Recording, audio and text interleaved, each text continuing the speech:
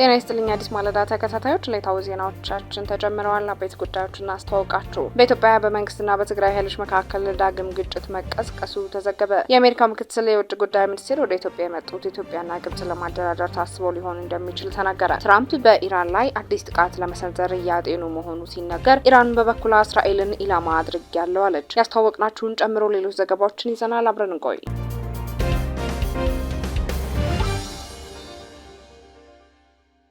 በኢትዮጵያ መንግስትና በትግራይ ኃይሎች መካከል ዳግም ግጭት መቀስቀሱ ተዘገበ። በኢትዮጵያ በመንግስትና በትግራይ ኃይሎች መካከል ዳግም ግጭት መቀስቀሱ የተዘገበ ሲሆን የሁኔታው መበላሸት የበረራዎች መቋረጥ ምክንያት መሆኑን የጸጥታና የዲፕሎማቲክ ምንጮች ገልጸዋል ተብሏል። በሰሜን ኢትዮጵያ በፌዴራል መንግስትና በትግራይ ኃይሎች መካከል ዳግም ግጭት የቀሰቀሰ ሲሆን ክልሉ አሁንም በከባድ ጦርነትና በቅርብ ጊዜ በተደረጉ ከፍተኛ የዓለም አቀፍ እርዳታ ቅነሳዎች ምክንያት በከፋ ቀውስ እንደሚገኝ በአልጀዚራ ዘገባ ተመላክቷል። ግጭቱ የበረራዎች መቋረጥን ያስከተለ መሆኑን የጸጥታና የዲፕሎማቲክ ምንጮች ሐሙስ ዛሬ ለፈረንሳዩ የዜና ወኪል አዣንስ ፍራንስ ፕሬስ ነግረውታል። ባለፉት ጥቂት ቀናት የአማራና ትግራይ ክልሎች የይገባኛል ጥያቄ በሚነሱበት ጠለምት በተባለ አካባቢ ግጭቶች ተቀስቅሰዋል ሲሉ ምንጮች ለኤኤፍቲ ተናግረዋል። ስማቸው እንዳይጠቀስ የፈለጉ የጸጥታ ምንጭ ሁኔታው እየተበላሸ ይመስላል ብለዋል። በ2013 ዓ.ም የተጀመረው የሰሜን ኢትዮጵያ ጦርነት በ2015 ዓ.ም ከመቆሙ በፊት በመቶ ሺዎች የሚቆጠሩ ሰዎችን ገድሏል። በሚሊዮን የሚቆጠሩትን ደግሞ አፈናቅሏል። አልጀዚራ ባለፉት ጥቂት ቀናት በትግራይ ውስጥ በህጻጽ ከሚገኝ በአብዛኛው እንደ አሜሪካ ዓለም አቀፍ የልማት ኤጀንሲ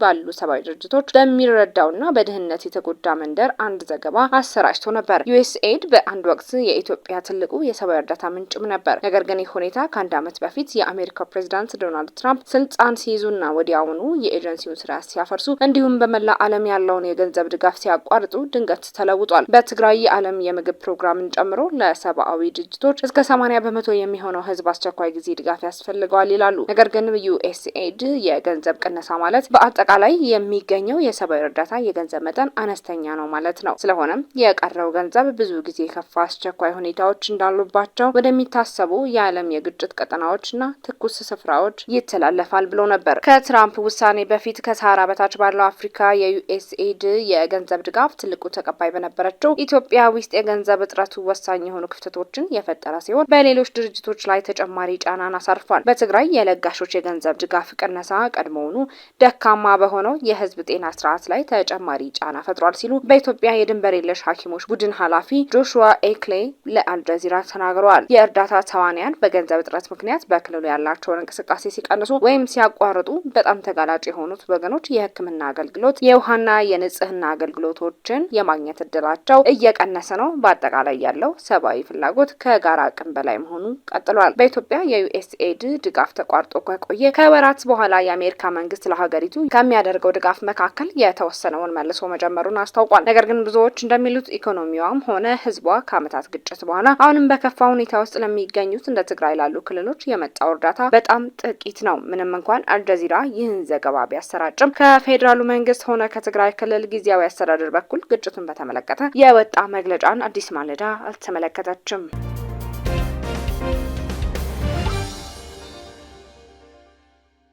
የአሜሪካ ምክትል የውጭ ጉዳይ ሚኒስትር ወደ ኢትዮጵያ የመጡት ኢትዮጵያና ግብጽ ለማደራደር ታስቦ ሊሆን እንደሚችል ተናገረ። የአሜሪካ የውጭ ጉዳይ ሚኒስትር ክሪስቶፈር ቲላንዳው ለይፋዊ የስራ ጉብኝት ወደ ኢትዮጵያ ከመምጣታቸው አስቀድሞ ፕሬዚዳንት ዶናልድ ትራምፕ በግልባጭ ለኢትዮጵያ እንዲደርስ የተደረገ ነገር ግን መድረሻውን ለግብጽ ፕሬዚዳንት አቡልፋታህ አልሲሲ ጽፈው እንደነበረ አይዘነጋም። ትራምፕ ከጻፉት ደብዳቤ በኋላ የምክትል ውጭ ጉዳይ ሚኒስትሩ ወደ ኢትዮጵያ መምጣትና ግብጽ ከዚህ ቀደም በታላቁ ህዳሴ ግድብ ላይ ስታነሳቸው የነበሩ ጥያቄዎቿን በተመለከተ የፖለቲካ ተንታኞች ምልከታቸውን አዲስ ማለዳ አጋርተዋል። የፖለቲካ ተንታኙ ዳንኤል ወርቁ እንደሚሉት የአሜሪካው ምክትል የውጭ ጉዳይ ሚኒስትር ወደ ኢትዮጵያ የመጡት በዋናነት የግብጽን ዓላማ ለመፈጸም ባይሆን እንኳን በሁለቱ ሀገራት መካከል ያለውን ውጥረት ለማርገብና ለማደራደር ታስበው ሊሆን እንደሚችል ግምታቸውን አስቀምጠዋል። አሜሪካ ከዚህ ቀደም ኢትዮጵያና ግብጽ ለማደራደር ሞክራ እንዳልተሳካላት የሚያነሱት ተንታኙ ነገር ግን አሁን ላይ አሜሪካ በምስራቅ አፍሪካ ላይ ትልቅ ፍላጎት እንዳላት ተናግረዋል። የውጭ ጉዳይ ሚኒስትሩ የመጡት የግብጽን ፍላጎት ለማስፈጸም ብቻ የታሰበ አይደለም። የማደራደር ፍላጎት እንዳላት ግን ግልጽ ነው ብለዋል። ሁለቱን ሀገራት ለማደራደር ቢታሰብ አደራዳሪው ወይም ሶስተኛ ወገን ገለልተኛ ሊሆን ይገባል። ነገር ግን አሜሪካ ለዚህ ክፍት አይደለችም፣ ወደ ግብጽ አድንታለች። ይሄ ደግሞ ፍትሐዊ ድርድር ሊሆን እንደማይችልም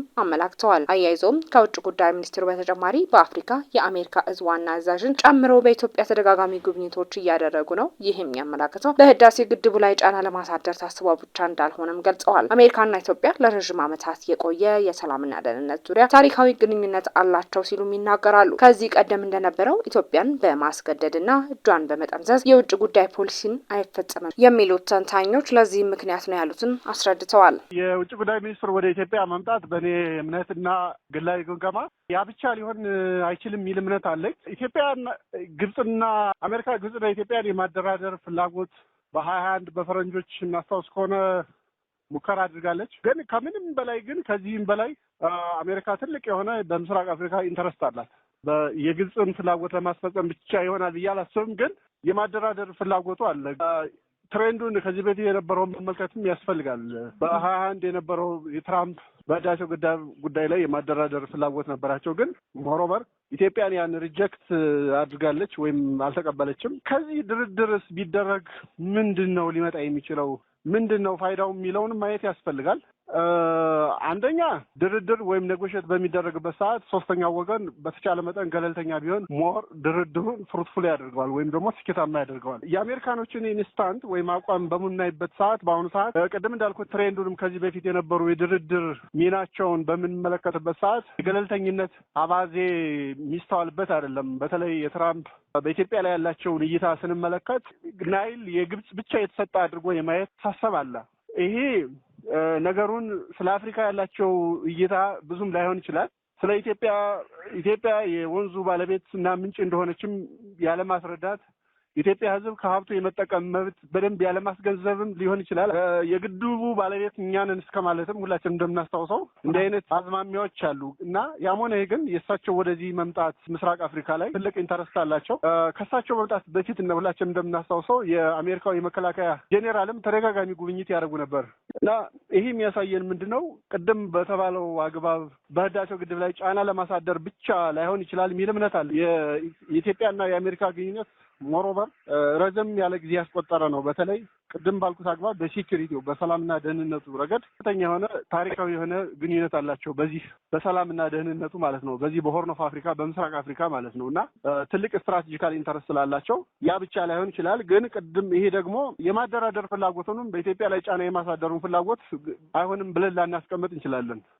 ይህንም ተልኮ ይዘው መጥተው ሊሆን ይችላል። ከዚህ በፊት እንደነበረው ግን እጅ በመጠምዘዝ በማስገደድ በማስጨነቅ ውጭ ጉዳይ ፖሊሲያቸውን የማስፈጸም ያን ያህል ላይከተሉ ይችላሉ። ምክንያቱም ቀላል አይደለም። አሁን አሜሪካ ኢትዮጵያን ማጣት አትፈልግም። ኢትዮጵያ ወደ ቻይና ወደ ራሻ ሽፍት ብታረግ ቶታል ያላትን ግንኙነት በዚህ በህዳሴው ግድብ እጅ ጥምዘዛ ላይ መግባባት እንኳን ባይደረስ አሜሪካ ኢትዮጵያን ማጣት አትፈልግም። ስትራቴጂካል የሴኩሪቲ ኢንተረስት ስላላቸው ማለት ነው። ሌላኛው የፖለቲካ ተንታኝና ዓለም አቀፍ ጉዳዮች ባለሙያ ደያ ሞዳሌ ደግሞ ምክትል የውጭ ጉዳይ ሚኒስትሩ ስለ ታላቁ የኢትዮጵያ ህዳሴ ግድብም ሆነ ስለ ሁለቱ ሀገራት ያነሱት ነገር የለም። ቢያነሱም እንኳን ኢትዮጵያ ይህንን የምትቀበል ሀገር አይደለችም ባይ ናቸው። ምክትል የውጭ ጉዳይ ሚኒስትሩ የምስራቅ አፍሪካ ቀንድ ሰላምና ትብብር ከኢትዮጵያ ጋር ደግሞ በኢንቨስትመንት ረገድ የሚሰሩ ጉዳዮች ላይ ያተኮረ ውይይት እንዳደረጉ ይናገራሉ። ምክትል ሚኒስትሩ ለኢትዮጵያ ብቻ ብለው እንዳልመጡና የተለያዩ አፍሪካ ሀገራትን እንደጎበኙ በመግለጽ ከህዳሴ ግድቡ ጋር የሚገናኝ ነገር እንዳላነሱ ነው የሚናገሩት። በነይታ አጀንዳው የተነሳ አይመስለኝም። ቢነሳን ኢትዮጵያውያኑ የሚያስተናግዱት አይደለም። የተነሳ አይመስለኝም። የተነሱ ነገሮች እዛ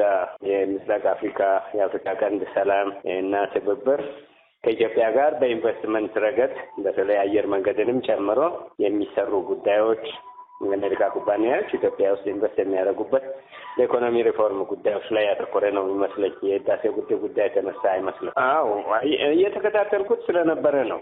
ምክንያቱም የእሳቸው መምጣት ለኢትዮጵያ ብቻ አይደለም የመጡት። ግብጽ መጥተዋል። አፍሪካ እስከ ብሩንዲ ድረስ ነው የሄዱት።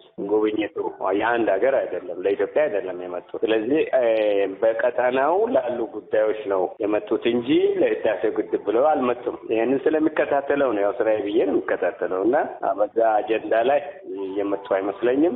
ያ አጀንዳ የሚነሳ ከሆነም ሌላ ጊዜ ሊነሳ ይችላል ራሱን ችሎ እንጂ በዚህኛው ውስጥ አልተካተተም።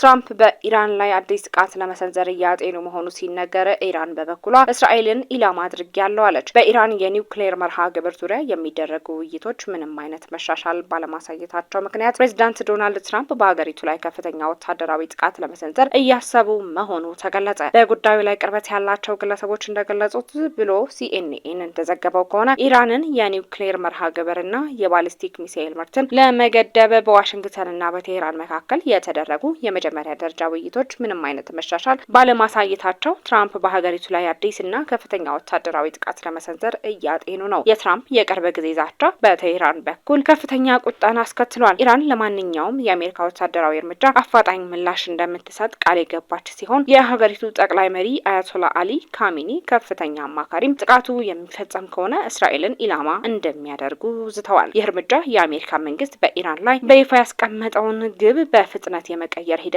አካል ነው። ይህም የሆነው ፕሬዚዳንት ትራምፕ በኢራን ውስጥ የተቀሰቀሰውን ሀገር አቀፍ ተቃውሞ ለመደገፍ በሚል ወታደራዊ እርምጃ ለመውሰድ በቁም ነገር ካሰቡ ከጥቂት ሳምንታት በኋላ ነው። በኢራን የተካሄደው ተቃውሞ በጸጥታ ኃይሎች በደረሰበት አስከፊ ጭቆና ምክንያት በመቶዎች የሚቆጠሩ ሰዎች ተገድለዋል። ትናንት ረቡዕ እንደ አውሮፓውያኖች አቆጣጠር ጥር 28 ቀን 2026 ፕሬዚዳንት ዶናልድ ትራምፕ በራሳቸው የማህበራዊ ሚዲያ ገጽ ላይ ባሰፈሩት ጽሑፍ ኢራን ለድርድር እንድትቀርብና ፍትሐዊና ተመጣጣኝ የሆነ ስምምነት ያለምንም የኒውክሌር ጦር መሳሪያ እንድትፈርም ጠይቀዋል። ስማቸው ያልተጠቀሰ ምንጮች እንደገለጹት ፕሬዚዳንቱ አሁን ላይ ያጤኗቸው ካሉ አማራጮች መካከል በኢራን መሪዎችና ለተቃዋሚዎች ግድያ ተጠያቂ ናቸው ተብለው በሚታሰቡ የጸጥታ ባለስልጣናት ላይ የሚቃጡ የአየር ድብደባዎች ይገኙበታል። በተጨማሪም በኢራን የኒውክሌር ማዕከላትና የመንግስት ተቋማት ላይ ጥቃት የመሰንዘር እቅድ በአማራጭነት ቀርቧል። ትራምፕ በቀጣይ በኢራን ላይ የሚሰነዘረው የአሜሪካ ጥቃት ባለፈው ክረምት በ3 ኢራን የኒውክሌር ማዕከላት ላይ ካደረሰችው ጥቃት እጅግ የከፋ ይሆናል ሲሉ ማስጠንቀቀዋል። የዩኤስኤስ አብርሃም ሊንከን የጦር መርከቦች ስብስብ ሰኞ ዕለት ወደ ህንድ ውቅያኖስ የገባ ሲሆን በጥቃቶች ላይ በማገዝም ሆነ ቀጠናዊ አጋሮችን ከኢራን ሊሰነዘር ከሚችል ከአጸፋ እርምጃ በመጠበቅ ረገድ ማንኛውንም ወታደራዊ እርምጃ ሊደግፍ ወደሚችልበት ቦታ ወደ ኢራን መቃረቡን ቀጥሏል። ይህ በእንዲህ እንዳለ ግን የበላይ መሪው አያቶላ አሊ ካሚኒ ቁልፍ አማካሪው አሊ ሻምካኒ በኤክስ ገጻቸው ባሰፈሩት ጽሑፍ ማንኛውም ወታደራዊ እርምጃ እንደ ጦርነት መጀመሪያ እንደሚቆጠር ገልጸው በተለይም ቴል አቪቭ እንደ ኢላማ በመጥቀስ ከዚህ ቀደም ታይቶ የማይታወቅ ምላሽ እንደሚሰጡም ዝተዋል።